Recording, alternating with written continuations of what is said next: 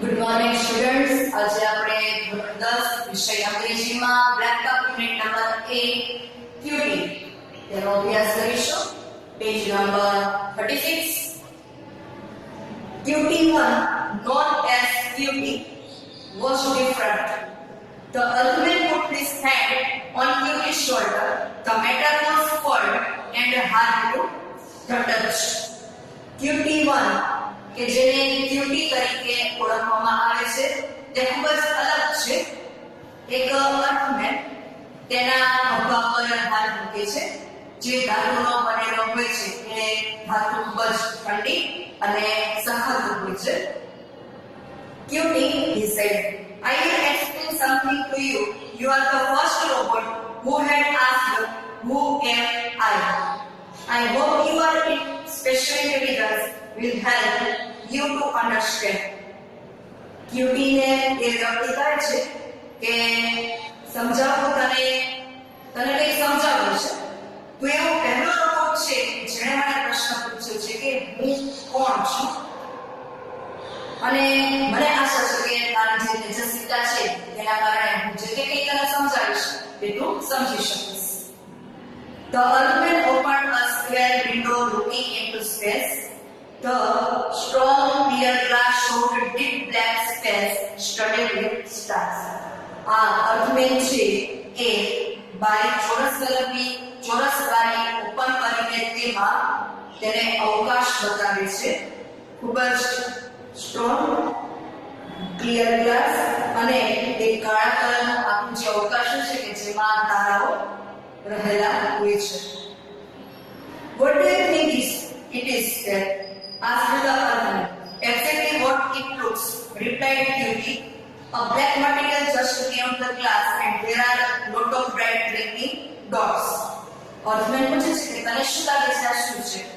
તો QT કહે છે કે એ કાળા કલરના પદાર્થ એક ગ્લાસની બહાર કાચની બહાર કાળો પદાર્થ આવેલો છે અને તેમાં અસંખ્ય કાળા શું કહે છે ડોટ્સ એટલે કે બિંદુઓ જોવા મળે છે. Now listen carefully. The blackness you see is emptiness, vast endless emptiness. The little gleaming dots are huge masses of energy-filled matter. We call them stars.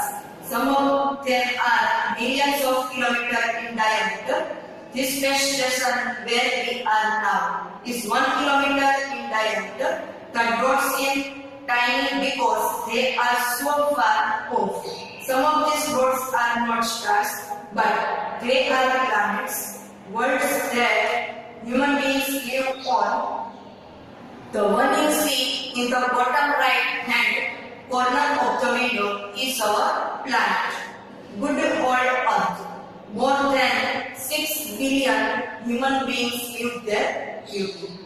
તો અર્થમેન છે આ કંપનીને ઘણું બધું સમજાય છે. હવે સંભાળતું સાંભળ, ધ્યાનપૂર્વક સાંભળ.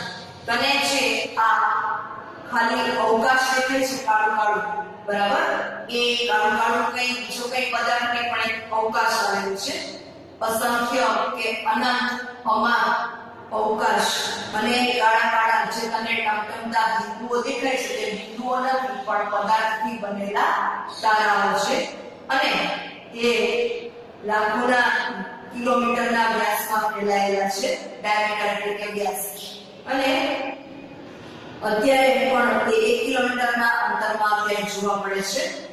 અને એ જે નાનકડા બિંદુઓ છે એ ખૂબ જ નાનકડા દેખાય છે કારણ કે તે આપણાથી ખૂબ જ દૂર છે. અને અમુક તેમાં જે બિંદુઓ દેખાય છે એ તારાઓના પણ પ્લાનેટ છે કે ગ્રહો છે અને કે જેમાં આપણે માનવીઓ રહીએ છીએ. અને જમણી બાજુ તું જે એક તારાઓ જુએ છે, તારાને એક ગ્રહ છે કે જેમાં માણસો રહે છે અને 600 કરોડ જેટલા માણસો તે પૃથ્વીમાં રહે છે. The red light of QT's electronic eyes looked at the earth. Do you, said QT slowly, think I will believe in such imaginary tale as you have just told me? Do you think I am stupid? Globes of energy millions of kilometers away, worlds with 6 billion humans on their endless emptiness rubbish. Cutie જવાબ આપે છે કે અર્થમેનને કે તમે મને આ જે કઈ વાત કહો છો તમને શું લાગે છે હું તેના પર વિશ્વાસ કરી લઈશ. અવકાશ ને ડોટ્સ એટલે કે તારાઓ અને લાખો કિલોમીટરમાં ફેલાયેલા આ ડોટ્સ ગ્રહો 6 મિલિયન જેટલા લોકો આ બધું નકામું છે. Listen, I am not able to believe such things. A dot is a dot. Now look at you. The material you are made of is soft and loose. It lacks in strength. You depend for energy on the western consumptions of vegetables and meat. He pointed a finger at the remains of a sandwich. આજે cutie છે એ અર્થમેનને કહે છે કે હવે તમે સાંભળો, તમે જે મેટલમાંથી બનેલા છો એ મેટલ છે ઉપર સોફ્ટ છે અને સાવ લૂઝ છે, ઢીલું છે.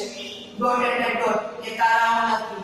અને તમે જે માણસો છો એ શક્તિ માટે તમે ખોરાકનો ઉપયોગ કરો છો અને જે સામે પડેલી સેન્ડવિચ અધૂરી હોય છે તેના તરફ પોઈન્ટ કરતો કરે છે. You pass regularly into a coma equal state. The least change in humidity or temperature decreases your abilities. I am sure you are a temporary arrangement. When a better model comes, they will throw you away. Heroes care on the other hand, I am perfectly right.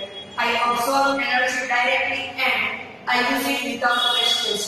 I am made of strong metal. I am continuously awake and can deal with extremes of conditions quite easily. It is certain you will agree that not one can create another creature that is superior to the metal. So your silly explanation is nothing.